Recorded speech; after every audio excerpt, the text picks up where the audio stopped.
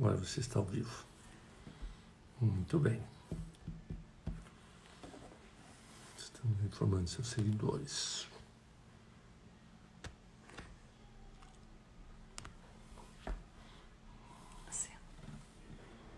Onde? Todos. Só da brincadeirinha. Vai, bonito. Peraí. Aqui. Visualiza.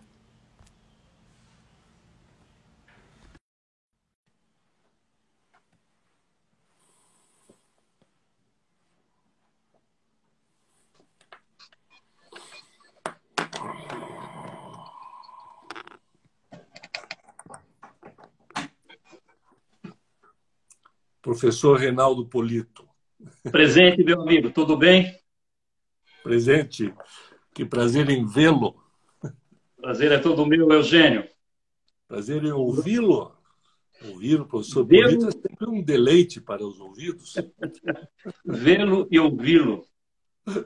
É. Por final, falando em ouvir, eu me lembro sempre com muita alegria e saudade até das entrevistas que você fez comigo na Rádio Eldorado. Foi uma na sua casa e outra fui lá no estúdio. É verdade. Bom É verdade. tempo. Bons tempos. Na verdade, quero fazer uma correção, porque não era Rádio Eldorado, era Rádio Estadão. A Estadão. Eldorado não tinha alguma ligação com o Estadão? Total, é do mesmo grupo, não é? Bom. Só Tô que salvo. a Rádio Estadão era uma rádio específica voltada para notícias, para, enfim, comentários de economia. Só que ela durou, acho que uns 4, 5 anos, mais ou menos. Depois ela Aí você fechou e a saiu. parte de notícias foi incorporada pela Rádio Eldorado, que existe até hoje, que é uma rádio excelente, né? Eu gostava muito de fazer aquele programa. Eugênio, Perdão? você gostava muito de fazer aquele programa.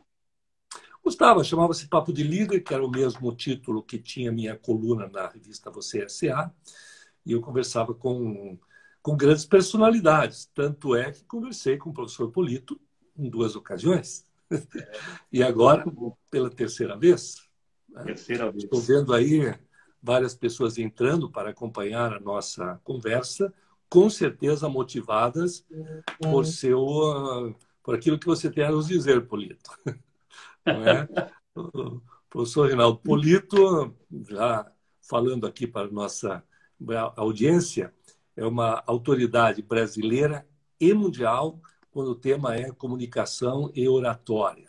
Acho que já passaram por sua escola, por sua orientação, importantes personalidades desse país que dependem de comunicação, como artistas, executivos, políticos, não é, Polito? Você deve ter perdido a conta já de quantos alunos você teve e quantos desses alunos famosos. Dona de revista importante e famosa. Na verdade, e aí você deu um gancho interessante, porque ontem a Luciana comentou exatamente isso, né, que ela foi sua aluna lá no começo dos anos 2000, numa época em que nós não nos conhecíamos. Eu conhecia a personalidade do Reinaldo Polito, conhecia a sua escola, evidentemente, e a Luciana foi à sua escola e não te disse que era minha mulher, né? E se matriculou como aluna e fez o curso. E, na verdade, ela não foi procurando, e aí eu queria que você fizesse um comentário sobre isso, quantos alunos assim você tem, ela não foi procurando técnica de oratória, não foi procurando melhorar a sua capacidade, digamos, de verbalizar um discurso, uma informação. Foi procurando se soltar enquanto alguém que fala em público. Ou seja, ela foi não para vencer uma dificuldade de oratória, mas para vencer uma dificuldade de comportamento, né? Uma limitação de comportamento diante das pessoas.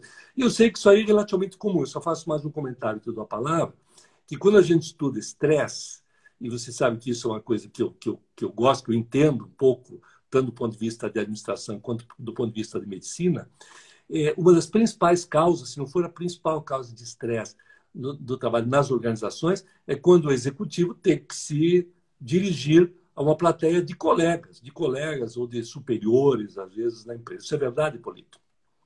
Essa é a situação mais difícil que existe. embora a maioria prefira falar diante de um público conhecido, porque aí evita o desconhecido, que é uma das causas do medo de falar em público. Mas existe uma parte que não é pequena, que prefere falar para pessoas desconhecidas.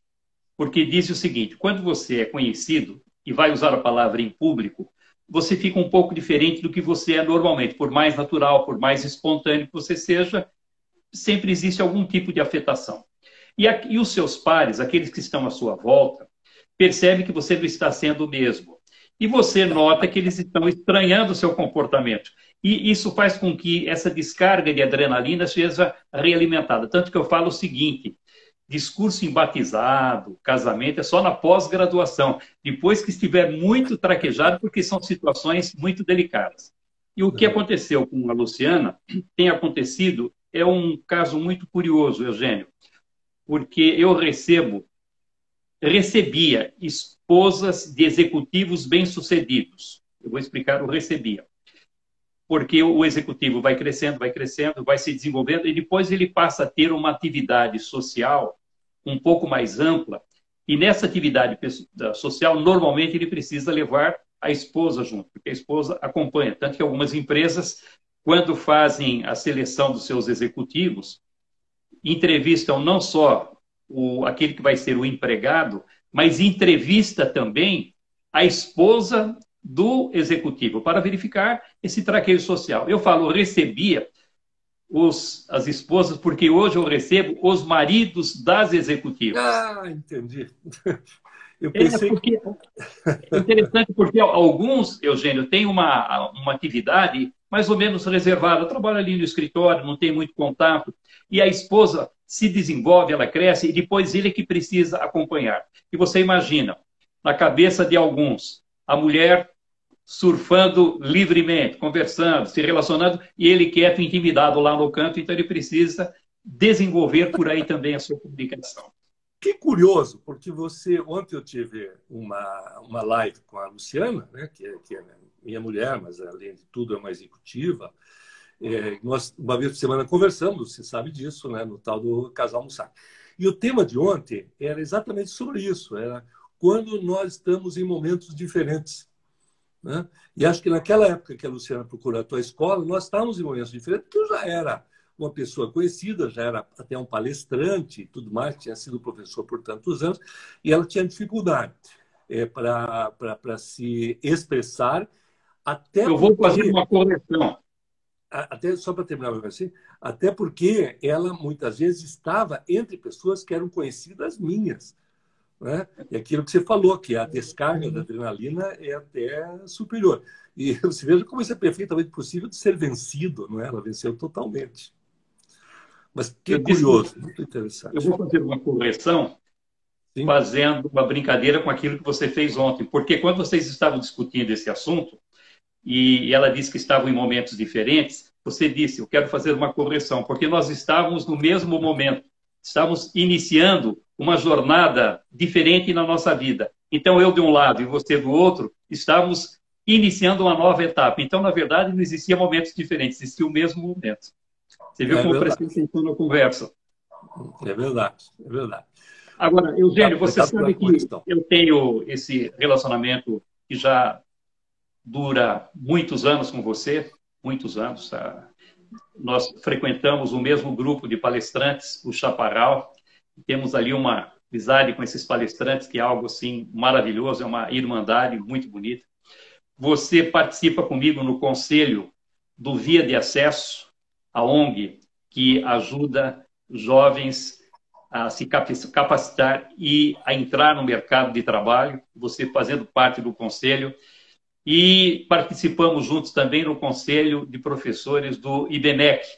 É um grupo de 12, eram 12, agora somos 13, que temos essa responsabilidade de discutir aquilo que está acontecendo com a educação e tentar sugerir caminhos para que o IBMEC se transforme naquilo que sempre pretendeu ser a melhor escola de administração e negócios da América Latina.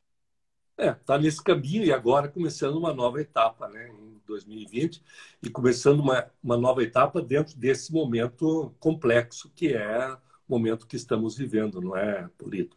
E a mesma coisa com relação à Via de Acesso, que é uma instituição maravilhosa criada por nosso saudoso Rui Leal, né? É, Que e nos você me deu conhecemos prematuramente. uma alegria grande, porque eu passei para o grupo do IBMEC uma solicitação hoje, que é o Via de Acesso, encabeçado lá pelo meu queridíssimo Valdir Scalabrin, que está fazendo um trabalho maravilhoso, pegou o barco andando, o avião voando como você quer, ele teve que segurar aquilo com a morte inesperada do Rui. Todas as mortes são mais ou menos inesperadas, mas essa do Rui, ele nos foi arrancado assim, com aquela vitalidade toda. Ele está fazendo um trabalho maravilhoso. E lançamos ontem esse projeto, essa campanha, o Via de Acesso está encabeçando isso, que são cestas virtuais para ajudar pessoas que foram atingidas pelo Covid-19. Então, são pessoas que são atingidas, não tem, às vezes, nem como comer, não tem nem como se alimentar, não tem nem como se virar, e o Via de Acesso está fazendo esse trabalho. E você prontamente já deu uma resposta, logo em seguida o Carlos Júlio também deu a resposta, a Luísa Trajano também deu a resposta, o Gabriel Chalita, enfim, uma campanha que começa a tomar vulto, eu fico muito feliz com isso aí. Não tem como não, né? Ontem nós falávamos a respeito das virtudes necessárias nesse momento. Uma delas, que não sei se não é a mais importante, é solidariedade, né? É o momento de estarmos juntos. Por isso, eu gostaria de retomar esse assunto, passando a palavra, que ontem comentei também, quando falamos sobre isolamento, fala-se muito de isolamento social, que é uma medida preventiva para evitar a disseminação do vírus e tudo mais, necessário, recomendado no mundo inteiro, mas eu prefiro usar a expressão que nós estamos em isolamento físico, né? Porque fisicamente estamos separados, mas não precisamos estar em isolamento social, ou seja, nós podemos socializar, né? Através do uso da tecnologia, que é uma maravilha que nós temos hoje, que em outras epidemias do passado eles não tinham, né? Há 100 anos, na gripe espanhola, não tinha isso aqui. Para a gente continuar se comunicando, não tinha nem telefone direito, né? Era tudo por carta. Então, nós hoje temos essa bênção da tecnologia. E eu queria ouvir de você, então, que é um mestre em comunicação, né? Se há uma diferença muito considerável entre a comunicação presencial e a comunicação mediada por tecnologia, que é isso que estamos fazendo aqui agora. Qual é a diferença que você vê? Eu gostei muito dessa sua tese de que existe esse distanciamento físico, mas que não existe o distanciamento social. Se nós pensarmos bem hoje, estamos mais próximos de algumas pessoas a partir desse contato pela internet do que nós tínhamos fisicamente. Você marcava o encontro, por exemplo, nós nos encontramos muitas vezes, mas pela internet nós podemos ter um contato próximo e constante, sem problema nenhum. Então, eu gostei muito. Mas eu vou dizer a você, Eugênio, talvez até pela minha experiência de vida e pelo tipo de trabalho que eu desenvolvo, eu gosto muito, muito do contato pessoal. Eu gosto muito do contato presencial, é aquele olho no olho. Por exemplo, estamos ali na sua casa, você é um excelente anfitrião. Ali na hora do jantar, Polito, vamos lá para a sala, Polito, vem aqui na varanda que eu vou te apresentar. Esse tipo de contato que, quando você usa a internet, normalmente ele perde um pouquinho dessa aproximação. Mas você tem razão, nós temos um distanciamento físico, mas não temos um distanciamento social. Não necessariamente, não é? Não necessariamente. Isso depende de uma certa intenção de nós usarmos a tecnologia a nosso favor. Mas eu pergunto a você, assim, em termos da qualidade da informação, né? Porque hoje nós sabemos que a teleconversa, que é o que estamos tendo aqui agora, está sendo muito utilizada nos ambientes de trabalho, não é? Sim. As pessoas estão fazendo home office e continuam trabalhando, fazendo reunião, né? Eu mesmo faço reunião todos os dias. Eu vejo a Luciana aqui, que passa em reunião com a sua equipe em São Paulo, e ela está em Curitiba. Então, a minha pergunta é o seguinte, que a tendência, fala-se disso, que a tendência é que mesmo depois que a crise do coronavírus, enfim, termine, que as pessoas possam voltar a se reunir, elas ainda vão manter este hábito que foi cultivado durante a crise do coronavírus, a Covid-19. Só que, para isso, é necessário que as pessoas tomem alguns cuidados, né? Assim como você dá aula de oratória, você acha que você vai ter que incluir na sua escola uma aula de comunicação virtual? Não só incluir uma aula de comunicação virtual, como ministrar aulas virtuais. Eu já estou fazendo esse trabalho com alunos particulares. Nós temos o curso online. Nosso curso online é um curso gravado, mas tem lá todas as orientações. E nessa época, são cursos baratos. Nessa época, a pessoa vai lá, compra o curso, vai pagando lá durante 8, 10 vezes, muito baratinho, e vai tendo essas aulas. E essas aulas são programadas com exercícios práticos, com orientação, para que a pessoa possa assistir às aulas, verificar quem está ministrando a aula, sou eu e a Raquel, como é que nós nos comportamos para verificar como é que a técnica que estamos ensinando pode ser aplicada a partir do nosso próprio comportamento.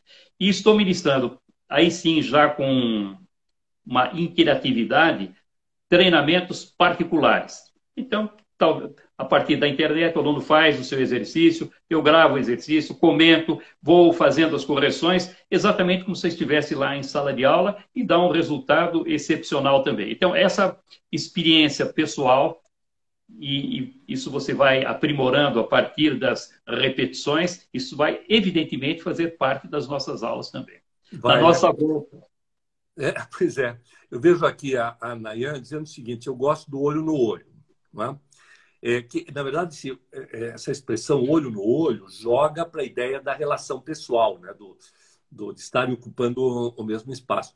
Entretanto, quando a gente fala de educação online, né, que antigamente chamávamos de EAD, educação à distância, hoje está se preferindo usar mais a educação online. Hoje eu mesmo estava gravando aula para a FIA aqui em casa, né? E aí eu estou muito perto da câmera, eu ponho o meu olho ali. O aluno está vendo o meu olho. Mais olho no olho que isso não existe. Aula, não, né? Ele perde distância. A única coisa que me preocupa, e aí eu quero ouvir você, como a nossa grande autoridade, é a questão da comunicação não verbal, né? Se a gente pegar aquele livro O Corpo Fala, do Pierre Weil, né? É inacreditável como ele mostra ali que muitas vezes você, sem dizer nenhuma palavra, você está passando uma mensagem. Né? Você porque consegue fazer uma corporal, né? Você consegue fazer uma leitura do que a pessoa está dizendo a partir do seu corpo. O corpo efetivamente fala. Você que é um estudioso da matéria, você sabe que os psiquiatras, o Reich dizendo no seu livro, e é maravilhoso, usei muito na minha dissertação de mestrado, e ele dizendo que muito mais do que as palavras, que o cliente, o paciente, aquele que está procurando, muito mais do que as palavras, ele presta atenção no corpo, porque às vezes as palavras transmitem determinada mensagem, mas o corpo está passando uma outra mensagem totalmente diferente. E há pouco tempo, até foi curioso para mim isso aí, Eugênio, eu não sei se para você também é uma novidade, porque normalmente diz o seguinte: a pessoa, quando fala a verdade, é olho no olho, aquele que está mentindo foge com os olhos. E aí eu tomei contato com um estudo mostrando que é o contrário, aquele que mente, ele olha nos olhos para verificar se a mentira dele está sendo bem recebida ou não, ele não foge com os olhos. Olha que interessante isso aí. É verdade. Ele meio que se fixa ali porque ele sabe que ele pode ser pego, então é melhor ele se cuidar, né, no olhar. Porque se o outro faz uma carinha assim, ele já introduz uma outra informação, dá detalhes, porque como é que o bom mentiroso se comporta? Ele vai contando verdades, e no meio ele coloca uma mentira. Ele usa a mesma inflexão de voz, utiliza a mesma expressão corporal, o mesmo ritmo e coloca a mentira. E depois ele continua com as verdades. Como aquilo faz parte de um pacote, as pessoas normalmente não percebem se ele está contando a verdade ou não. E uma mentira bem contada também é aquela recheada de detalhes. Ele estava ali na esquina, e até foi com uma bicicleta amarela, que estava sem o paralamas da bicicleta. Achei estranho aquilo, porque num dia de chuva eu poderia molhar todas as costas dele. Bom, vai dando detalhes. Como é que alguém que passa essa quantidade de detalhes pode estar contando mentira? Então nós precisamos ficar muito atentos exatamente a expressão corporal, porque é aí que nós vamos perceber se a pessoa está contando a verdade ou não, principalmente pela fisionomia. Interessante isso. Muito bom. Agora, você fala desse comportamento à distância. Esse grupo nosso, por exemplo, o Chaparral, nós tivemos vários encontros pessoais, físicos, mas a maior parte do contato que nós tivemos foi pela internet, foi pelo WhatsApp, foi pelos e-mails. Você vê, tem um que mora em Santa Catarina, outro mora em Curitiba, outro mora em São Paulo, no Rio de Janeiro. Nós temos colegas em todos os lugares. É praticamente impossível você reunir com frequência essa turma toda. Tanto que nós chegamos a escrever 2 livros coletivos, e até interessante, um deles... Então, eu vou até falar sobre isso aqui. Um deles é esse aqui, né? Pensamento estratégico para os líderes de hoje e amanhã. Então, fomos 15 autores nesse livro aqui, não sei se você se lembra. Nós fizemos o lançamento dessa obra na livraria Saraiva, lá no shopping Morumbi. E dos Sim, 15... com a presença do Rolando Boldrin. Rolando Boldrin, exatamente. Porque o nosso querido amigo César Romão foi o único padrinho de casamento do Rolando Boldrin. Normalmente a pessoa casa e leva tantos, né? Não, o Rolando Boldrin convidou um único padrinho, que foi o César Romão. Então ele, com essa amizade, levou lá. E aí aconteceu um fato curioso. Dos 15, 10 compareceram. Colocaram aquela mesa, microfone, palavra à vontade, sem tempo determinado. Você imagina 10 palestrantes com microfone na mão, falando à vontade. Eu tive a sorte de ser o terceiro. Não me lembro onde é que você estava lá naquela fila. E um fala da Unipaz, porque os direitos autorais foram para a Unipaz, da nossa saudosa Dulce Magalhães, uma das 100 pessoas mais importantes na paz do mundo. Veja só a importância da Dulce Magalhães. Espetacular. E os direitos autorais foram para a Unipaz. Então vai um, fala da Unipaz, vai outro, fala do grupo dos palestrantes, vai outro, fala de liderança, fala do livro, bom, foi falando. E na última cadeira estava sentado o nosso querido Luiz Marins. E o assunto vai comendo, vai comendo. E eu olhava para a cara do Marins, um falava uma coisa, ele fazia assim, ou seja, me roubaram aquilo que eu ia dizer. Vai outro, fala uma coisinha, isso aqui também eu queria falar. E começou a existir aquela expectativa, afinal de contas, o que o Marins vai falar quando chegar na vez dele, porque estão esgotando todo o tema. Aí chegou na vez o Marins, ele brilhante como sempre, se levantou, e tinha muita gente presente ali, porque os palestrantes conhecidos carregaram legião de seguidores. Aí o Marins se levantou, olhou para aquelas pessoas e disse: eu estou me sentindo como se fosse o 8º marido da Elizabeth Taylor na noite de núpcias. O que eu posso fazer para surpreender essa mulher? Bom, aquilo explodiu, foi uma festa. É interessante, Eugênio, hoje eu encontro com pessoas que estavam presentes lá naquele evento e não se lembram de uma palavra daquilo que nós dissemos. Esqueceram de tudo. Mas essa tirada do Marins, ninguém se esquece. E só para encerrar, o outro livro que nós escrevemos em conjunto foi esse aqui, Super Dicas para Ensinar e Aprender. Os direitos autorais foram para a Fundação do Luiz Marins, que é dedicada a ajudar a educação, faz um trabalho maravilhoso lá, um livro que normalmente as escolas é que adotam, os professores é que leem, e foi uma obra que nos deu muita alegria também. E fizemos tudo isso à distância. Nós não nos reunimos para escrever esses livros. Cada um na sua casa, cada um no seu canto, escrevendo, juntava tudo isso pela internet e as obras saíram. Ou seja, o que está acontecendo hoje não é muito diferente do que já acontecia, só que, desta vez, eu acho que as reuniões presenciais vão diminuir. Eu estou sabendo de empresas que estão já devolvendo as salas, estão reduzindo os espaços, porque perceberam, por exemplo, vai fazer uma reunião lá em São Luís, Maranhão. Sai de São Paulo até chegar lá, você imagina, são 2 dias, ir e voltar, perde muito tempo, gasta muito dinheiro, sendo que você poderia fazer isso à distância com muita facilidade. Só que, na verdade, assim, por trás de tudo isso, Polito, eu coloco a palavra preparo.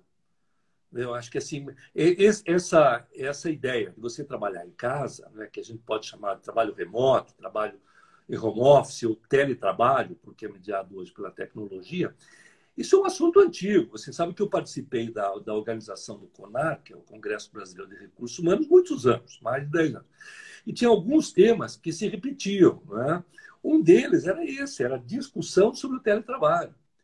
Porque algumas pessoas reagem a isso, né, de trabalhar em casa e acham que quando a empresa quer que a pessoa trabalhe em casa, ela está negando a essa pessoa uma estrutura dentro da empresa. Está dizendo para a pessoa, se vire, você se organize lá.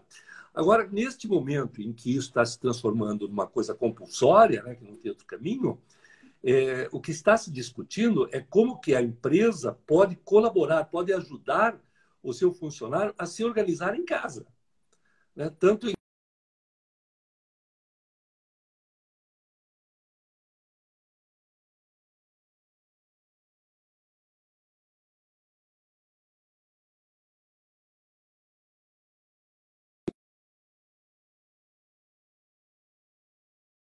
Alô? Alô, alô? Alô? Alô? Alô? Alô? Voltamos? Voltamos? Voltamos? Uhum.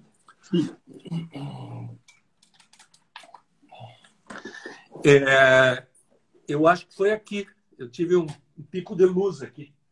De repente, a luz apagou aqui na minha casa em De vez em quando eu tiro o Wi-Fi, que funciona melhor com o 4G, viu, Eugênio? Eu acho que sim. Eu tenho Mas você estava falando da empresa colaborar com aqueles que ficam em casa.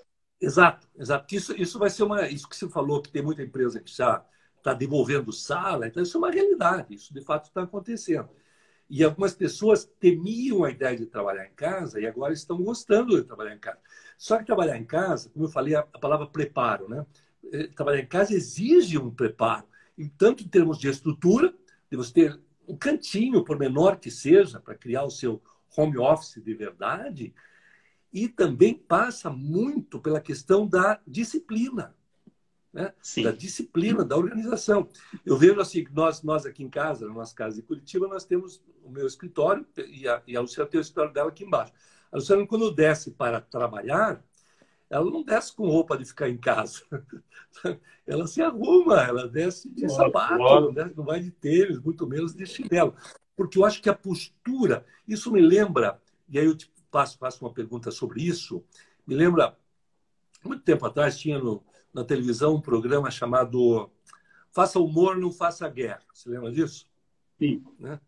Com grandes humoristas brasileiros, e entre eles tinha o Jô Soares e o Ajudo Ribeiro. Eles dividiam uma cena em que os dois estavam numa festa vestidos de smoking, né? de traje de festa de gala. Né? E eles conversam ali sobre a sociedade e tudo mais. E um dia o Jô Soares apareceu com a camisa, com a gravata borboleta e com o paletó, mas embaixo ele estava ou de jeans, ou de bermuda, sei lá o que, de chinelo. E o Carlos Manga, que era o diretor da cena na época, falou assim, escuta, Jô, para se trocar, você tem que estar vestido de gala, a rigor, né? E ele falou assim, mas ninguém vai saber, porque a câmera só vai me pegar da cintura para cima, ninguém vai saber. Ele disse assim, você vai saber. E ao você saber, o teu comportamento não será adequado. Né? Então, isso aí eu te devolvo a pergunta. Você acha que esse preparo da pessoa se sentir bem interfere na maneira como ela se posiciona, se comunica depois? Não tenho nenhuma dúvida com relação a isso, e tem que se comportar mesmo como profissional. Porque, veja, quando você faz uma reunião à distância, você, de uma certa forma, está recepcionando as pessoas na sua casa. Seu ambiente familiar, onde você geralmente fica um pouco mais à vontade. Mas isso não significa que você deva ser negligente. E outro, além desses pontos todos que você ressaltou, e que são importantíssimos, você tem que estar muito bem municiado e preparado. Por exemplo, eu imaginei que, num momento ou outro da nossa conversa, para falar das amizades, desse relacionamento, surgiria o assunto dos livros. Então, o que eu fiz? Deixei o livro mais ou menos aqui à mão. Porque você imagina, tem aquele livro, levanta, abandona a conversa para procurar, quebra o ritmo da apresentação e as pessoas não sabem aquilo que está acontecendo.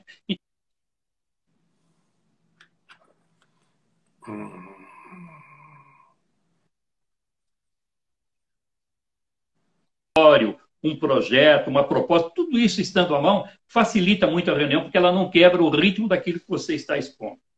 Sim, sim.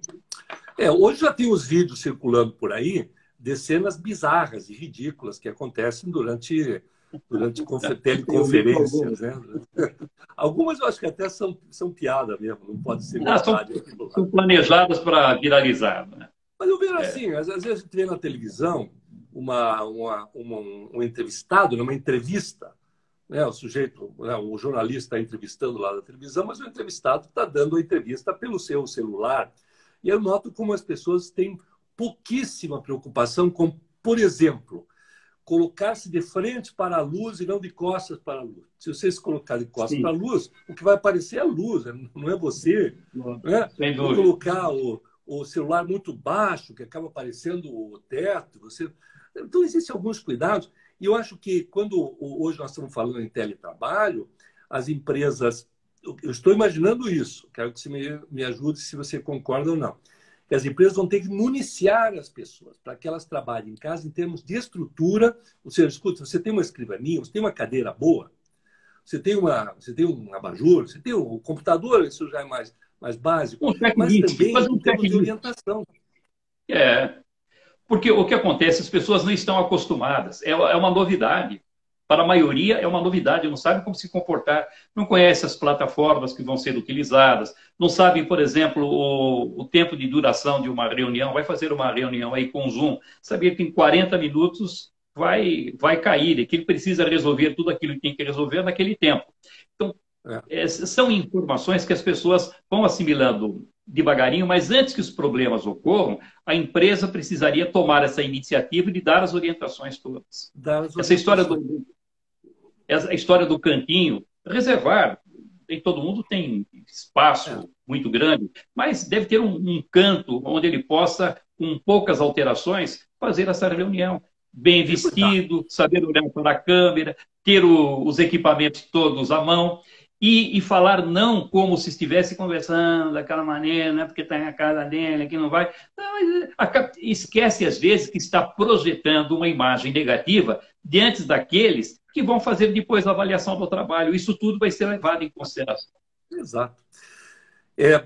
Assim, muita gente se surpreende que existe uma pessoa como você, com o seu preparo, ensinando as pessoas a falar. Né? Porque tu diz assim, falar eu sei falar, né? Nós aprendemos a falar já na infância. Eu sei falar, não preciso ir numa escola para aprender a falar. É que não é disso que se trata, né? Se trata de usar a fala para comunicar alguma coisa. E isso exige preparo. Sabe que a Luciana está lendo a história da Michelle Obama, né? A biografia da Michelle Obama, e ela, claro, muito bem por final sobre o Barack Obama. E aí ela conta, né, a Michelle, que houve um momento em que o partido, né, o Partido Democrata decidiu que seria o Obama o candidato, e quando foi esse momento? Quando o Obama fez um discurso que nem foi um discurso político, foi um discurso em homenagem a um outro possível candidato. Mas ela conta que ele se preparou durante 2 semanas muito a fundo para aquele discurso, que não era um discurso assim tão importante, mas ele tomou cuidado, mediu bem as palavras, treinou a entonação, falou para o espelho, né? Então a gente vê assim um grande orador como é o Obama, e a gente acha que isso é dele, que nasceu com ele, né? E na verdade não, ele se preparou, ele teve um preparo para chegar nesse ponto onde ele está. E depois que está pronto, aí é que começa o momento mais importante da preparação. Eu não gosto muito nas lives de discutir política, porque um pensa de um jeito, outro pensa do outro jeito. E nos textos que eu escrevo no UOL, você sabe, eu estou no UOL há 13 anos. Eu sou o mais antigo colunista do UOL na área de economia, carreira, comunicação e comportamento. Sou o mais antigo lá. O que eu faço, Eugênio?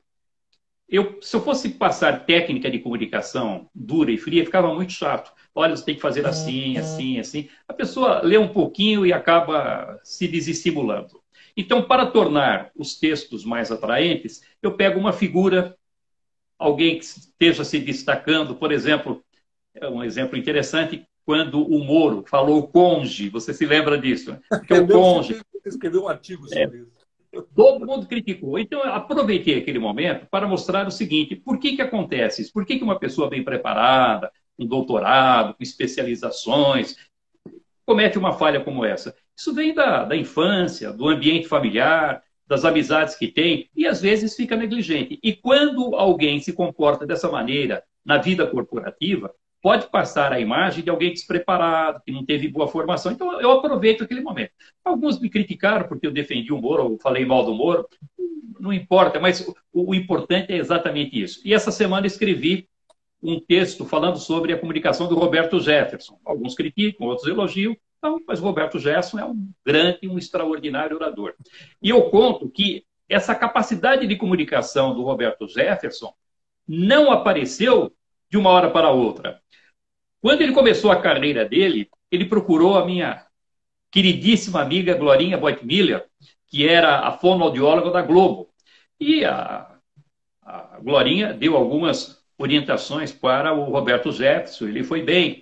Depois ele foi ter aula de canto, porque ele queria deixar a voz mais possante, respirar melhor. E quando ele já estava pronto, ele veio me procurar. E até a pergunta que eu fiz ao Roberto Jefferson naquela oportunidade foi essa. Roberto Jefferson, você é o cara, você é a referência, todo mundo quer aprender. Como? Ele era radialista. Foi apresentador de televisão, criminalista, enfim, acostumado a falar. Ele disse o seguinte, Polito, você faz isso há mais de 40 anos. Todos os dias, por aquilo que eu estou sabendo, ele me falando. Com certeza, você vai me dar muitas dicas de como eu poderia melhorar a minha comunicação. Então, veja, aquele que é a referência, aquele que fala bem, achando que ele está pronto, que ele pode sempre crescer um pouco mais. Porque a pessoa, quando é ruim, Eugênio, você bota o dedo, ela cresce, fica desse tamanho, aparece, fala, puxa, como melhorou, se transformou. A pessoa, quando é muito boa, você tem que trabalhar muito para crescer só um pouquinho, mas esse pouquinho pode ser a diferença. E é interessante que ele me mandou agora uma mensagem, agradecendo o texto que eu havia feito, e dizendo que, terminada a época da pandemia, ele volta para fazer uma revisão, uma reciclagem comigo. Então, veja que alguém com essa capacidade toda, ele vai, por exemplo, num programa de rádio, como ele foi na Jovem Pan outro dia, naquele programa da tarde, Pingo nos Is, reservar 1 hora de programa para que ele ficasse dando entrevista. Por quê? Porque dá audiência exatamente pela qualidade de comunicação que ele tem. E não para nunca de se aperfeiçoar. O Valdir Scala aqui comentou sobre o Jânio Quadros. E eu me lembro de você ter, uma vez, feito um comentário, não sei se um artigo pessoalmente, que às vezes não é a qualidade da voz. Quer dizer, você não precisa ter um tenor como José Carreira. A voz dele não era boa. Tinha uma voz feia, tinha uma voz de taquara rachada, como costuma dizer aqui no Sul. No entanto, ele foi um grande orador, mas eu acho que ele foi um grande orador, e quero que você me corrija, porque ele desenvolveu o seu estilo. Né? Ele criou o seu jeito de falar, e esse jeito foi aceito pelas pessoas. E eles aprendeu a fazer algo na vida que poucos conseguem, que é fazer uma leitura perfeita da plateia. Ele chegava diante do público lá na Vila Santa Maria, ele era de lá, e ele falava aquela linguagem que as pessoas conseguiam ouvir. Ele falava com pessoas intelectualizadas, ele adaptava a mensagem de acordo com aquele tipo de público. Essa história é muito curiosa, e acho que você já ouviu contando uma vez. Eu convidei o Jânio para participar de um dos nossos eventos, foi uma formatura. E, imagina, uma figura dessa aparecendo, todo mundo queria falar, eu seguro aqui, seguro lá. Já tinha sido presidente? Já tinha sido presidente. Sim, tinha sido presidente. Aí, segura, mas não adianta, fura aqui, fura ali, e muitos oradores se apresentaram. E aquele pessoal falava, querendo impressionar o Jânio e aproveitando aquela plateia numerosa que estava lá. Quando chegou o momento dele falar, Eugênio, o público já cansado, virando a cabeça para baixo, para o lado, e ele percebeu que ele estava perdendo a plateia. Então, olha a genialidade do orador que sabe fazer essa leitura no momento da apresentação.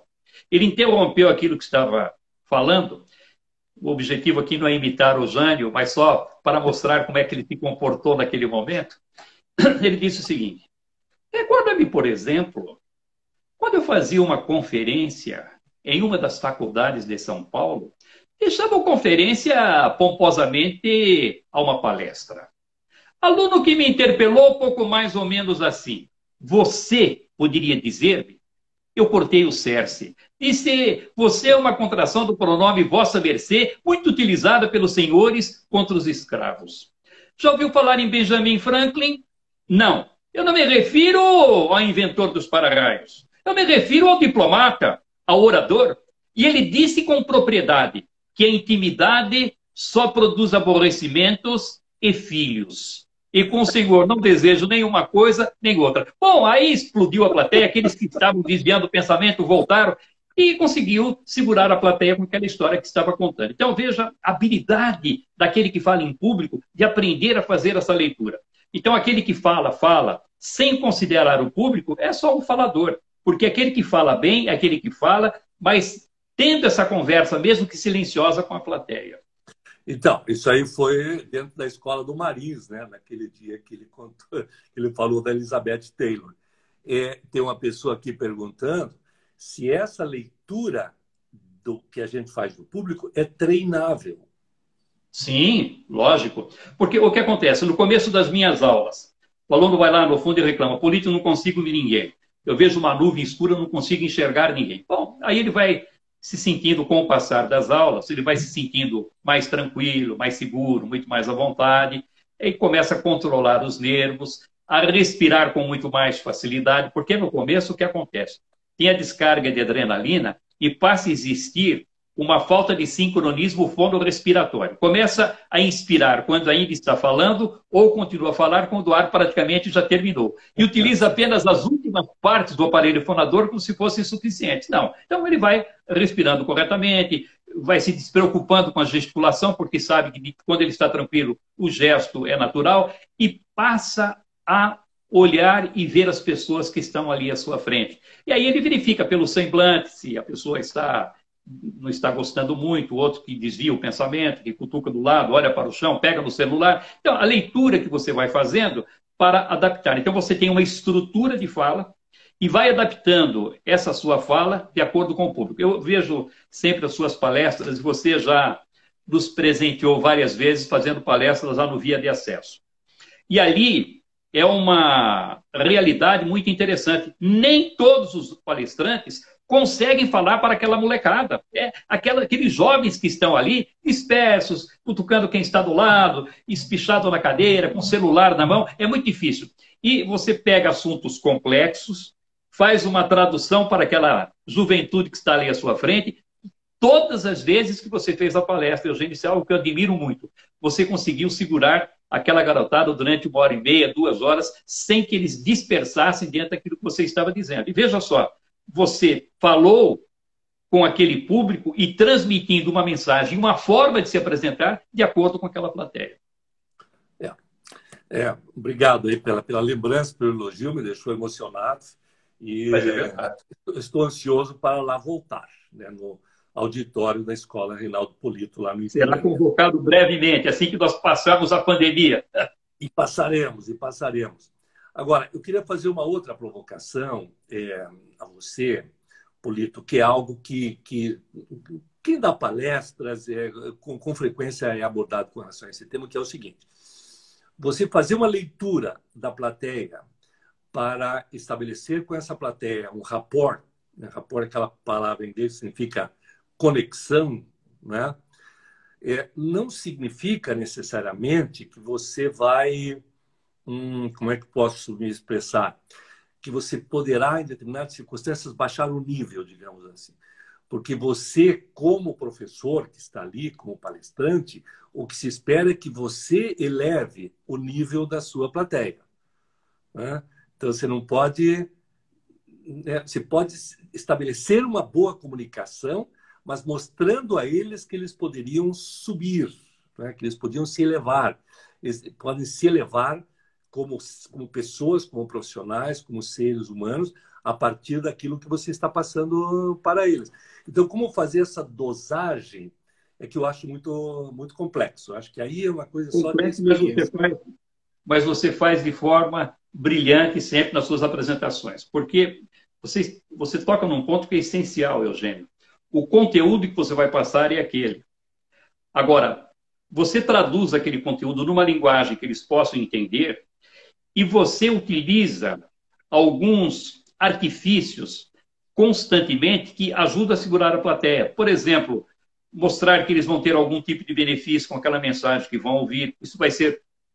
Eles vão poder utilizar na vida profissional, na carreira, no relacionamento social. Você vai criando expectativas. Então, você usa uma linguagem compreensível e você passa o conteúdo que você desejava. Esse conteúdo que você passa para esses jovens é o mesmo conteúdo que você passa quando você fala com executivos de grandes organizações. Só que a linguagem, a maneira de se expressar é adequada àquele tipo de público. E aí também é um outro aprendizado que só a experiência que vai dando. Aquelas 10 mil horas, não é, de experiência para que você possa fazer bem o que faz. Você tem uma estrutura da fala. E você vai seguindo aquela estrutura. E de acordo com essa leitura que você faz da plateia, você vai pegando essa leitura e vai adaptando de acordo com o momento que você está vivenciando. Aí a chance de sucesso é maior. Porque se for turrão, pegar aquilo que planejou e for até o final, achando que aquele planejamento era o correto, que deveria ter assim até a conclusão da fala, a chance de fracasso aí aumenta consideravelmente. Ou seja, é a capacidade de adaptação ao meio onde você está naquele momento. E nós estamos falando em falar em público, mas isso na conversa do dia a dia, no relacionamento com as pessoas. Você se relaciona com pessoas de todos os níveis. E aí, aquilo que nós fazemos diante do público, nós temos que fazer também nesse relacionamento do dia a dia. É evidente. Olha aqui, ó. Alguém aqui disse o seguinte, né, o Valdir, que as histórias que o Polito tem para contar são muito boas. E eu me lembro uma vez, lá em São Paulo, digo lá em São Paulo porque eu estou hoje em Curitiba, né, na época do coronavírus, e eu procurei você, não sei se você se lembra disso, eu te liguei e falei assim, Polito, eu posso ir até a tua escola? Eu estou precisando de uns conselhos, né? E aí eu fui, nós almoçamos juntos lá. Na sua escola tem um belo refeitório lá, com uma comida caseira maravilhosa, que já tive o prazer de me servir mais de uma vez. Mas eu fui lá com a seguinte questão, falei, Polito, eu acho que eu estou meio inseguro como palestrante. Você se lembra disso? Depois de 20 anos como palestrante, eu procurei e falei assim, eu ando meio inseguro como palestrante, eu acho que eu estou precisando me renovar, o que você acha que eu devo fazer? E aí você... Assim, o que eu posso te dizer? Você já é um palestrante conhecido, enfim, reconhecido e tudo mais, mas eu gostaria de fazer uma colocação. Que você é melhor quando você conta histórias do que quando você passa conceitos. Você me disse isso. E eu incorporei. Eu virei um storyteller depois daquele nosso almoço. Porque eu percebo que no meio da história a gente pode colocar um conceito. Aí é que está o segredo. Você continua passando os conceitos, só que você passa esses conceitos a partir das histórias maravilhosas. Porque você é um extraordinário contador de histórias. Você, quando conta uma história, você seduz aqueles que estão ao seu lado. E você não estava mesmo explorando essa competência que você tem. Então, a partir desse momento, você contando as suas histórias e continuando passando os seus conceitos, aí fica insuperável. Contem histórias. Né, para todos os nossos queridos que estão aqui nos acompanhando. Contem histórias. Acho que nós gostamos disso, senão a literatura não teria evoluído, né, desde os princípios. Eugênio, agora contar histórias e aprender a contar histórias. Primeiro, comece a contar histórias curtas para as pessoas em casa, para as pessoas que trabalham com você, histórias curtas. Porque você conta uma vez, conta duas, você vai tirando aquilo que talvez não seja tão interessante e aprendendo a fazer um final. Porque o segredo da história está na conclusão. Quando você aprende a fazer uma conclusão, você utiliza essa conclusão fazendo a contextualização para várias circunstâncias. Aí você conta uma história, conta outra, conta outra. Depois que você tiver um estoque de 20, 30 histórias, que não é muito, deixa lá na sua sacola. E durante a conversa, durante as apresentações, surgiu a oportunidade, você encaixa aquela história. Essa história bem contada, bem contextualizada, você não dá a impressão de que você está contando uma história. Parece que faz parte natural da narrativa. E as pessoas ficam seduzidas por aquilo que você está transmitindo. Você faz isso com brilhantismo. Tem uma história que você conta da Tiffany. Eu já ouvi essa história umas 2 ou 3 vezes, mas todas as vezes que você conta, eu fico empolgado. Isso deve ser mais ou menos como um cantor que tem aquelas músicas de sucesso, ele vai e fala, não, vou cantar essa, porque já cantei muitas vezes. Eu falo, conta, canta aquela, canta aquela. E é o caso das suas palestras. Se você não contar essa história, fica faltando um pedacinho nas suas apresentações. Há muito tempo que eu não conto a história da Tiffany. A outra, É uma história maravilhosa. Essa é a vantagem da gente ter vivido um pouco mais, né, Polito? Da gente ter chegado numa fase de vida. Eu sempre digo o seguinte, que nunca me esqueço, à medida que os anos passam, né, e nós todos estamos, né, já num quadrante da vida em que a gente parece que tem mais passado que futuro. E eu me lembro uma vez quando eu fui fazer o meu cartão de idoso, depois de 60 anos no Brasil, você é considerado idoso por lei, né? Eu fui fazer o meu cartão de idoso lá na subprefeitura de Pinheiros e o sujeito olhou para mim na hora que me entregou o cartão e disse assim, olha, está aqui, o senhor pode levar, pode usar, mas saiba que o senhor tem que voltar aqui para revalidar a cada 3 anos. E eu achei estranho no primeiro momento, falei assim, escuta, por que você acha que eu tenho que voltar aqui para provar que eu continuo idoso? Ele falou assim, não, você tem que voltar aqui para provar que você continua vivo. E aquilo me deixou assim, numa depressão danada, né? E justamente naquele dia eu estava indo para Belo Horizonte, que tinha uma aula na Fundação Dom Cabral, e estavam lá alguns amigos nossos, né? O Cortella, o Mandelli e o Paulo Vieira. E o Paulo Vieira contou uma história que ele tinha vivido numa viagem que ele fez para a África, que lá as pessoas têm o sonho de ficarem velhas. Lá, perguntar qual é o sonho da tua vida? É ficar velho, né? Parece que nós aqui no Ocidente, aqui na América, nós temos o sonho da eterna juventude. Lá eles têm o sonho de ficar velho. Mas por quê? Porque lá é difícil ficar velho, Polito. Lá é muito complicado. As pessoas morrem cedo, têm uma expectativa de vida baixa, né? E aquilo mudou a minha relação com a questão da velhice, né? E eu fiz uma lista de pontos para mim, para o velho que eu quero ser algum dia, né?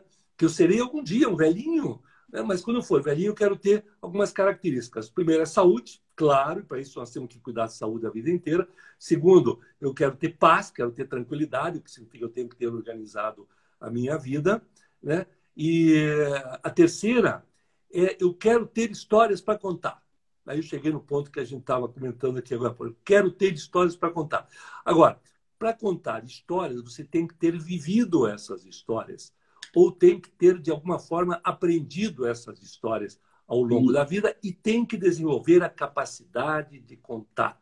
Criar os times, fazer a dramatização necessária. Por isso eu insisto profundamente na ideia central da tua escola, que comunicação é preparo. Né? Comunicação é tempo, é estrutura, é planejamento, é domínio de técnica, é persistência. E alguns, Eugênio, até se esquecem de que possuem essas histórias. Eu me lembro que em uma das nossas aulas o aluno tinha contado uma história e um deles me chamou do lado e disse: eu não tenho nenhuma história para contar, professor. Eu falei, não é possível, você com essa idade, alguma coisa deve ter acontecido. Mas eu não tenho. Eu falei, então amanhã você vai botar uma mochila nas costas, sem dinheiro, vai cair no mundo e você vai arrumar história para contar. Porque não é possível que você vai chegar para os seus netos um dia e vai dizer para o seu netinho que você não tinha nenhuma história para contar. Bom, aí conversa com ele. Bom, ele tinha sofrido um assalto dentro da casa dele, o pai tinha sido sequestrado, e passou não sei quanto tempo lá junto com os bandidos, e com aquele perigo de morrer. Eu falei, como é que alguém que passa por uma situação como essa não tem história para contar? Então, às vezes, as histórias estão à nossa volta, nós podemos aproveitar, e se nós não observarmos, elas acabam passando. Por exemplo, essa história do Marins. Quantas pessoas ouviram a história do Marins? Eu tive o cuidado de prestar atenção para, puxa, essa é uma história muito boa para contar. Se ele movimentou a plateia, se deu o resultado, basta dar o crédito para ele e contar a história de novo. É verdade. Eu me lembro que naquela oportunidade, e com isso eu já vou encerrando, porque eu não percebi, agora que eu olhei aqui, Agora que eu olhei no canto superior esquerdo do meu celular e vi que nós estamos conversando há 55 minutos. Temos só 5 minutos. Temos só 5 minutos. Naquele nosso encontro, quando lançamos o livro, eu me lembro que eu contei uma história, não minha. Eu contei a história de um passarinho chamado gralha azul. Você se lembra disso? A gralha Sim. azul, né? A gralha azul. Que, como era um livro sobre estratégia, a estratégia é pensar o futuro, e a gralha azul é um símbolo aqui do Paraná, porque ela se alimenta do pinhão. Só que ela é previdente, então ela pega um pinhão e enterra no chão para voltar para comer depois, né? Só que como tem outros pinhões e também ela não tem boa memória, ela esquece onde ela enterrou o pinhão, e desse pinhão vai nascer um pinheiro. Você veja que é uma história da natureza, né? É uma história belíssima da Sim. natureza. Professor Reinaldo Polito, eu sou obrigado a... Poxa, temos um número que só aumenta de pessoas que estão nos acompanhando aqui, de amigos, de alunos, de curiosos, de seguidores. Isso tudo se deve à sua personalidade, à sua notoriedade. Foi só um aperitivo.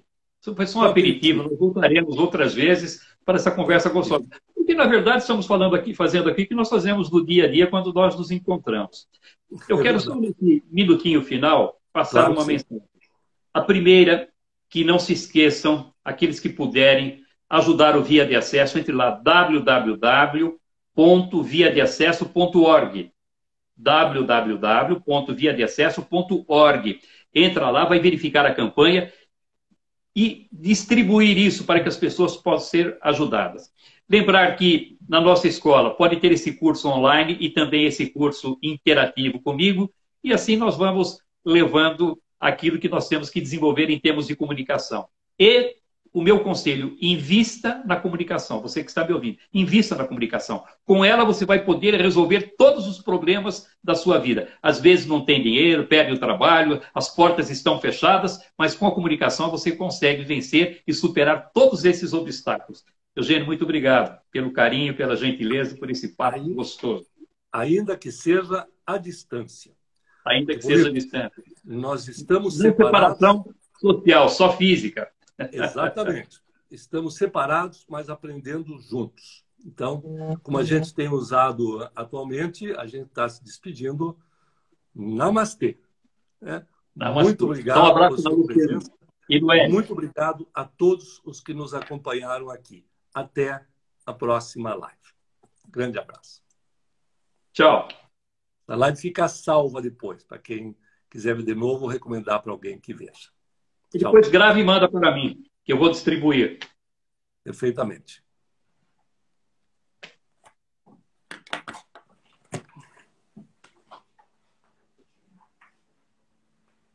Foi maravilhoso, acompanhei o tempo todo. Sério? Uhum. Será?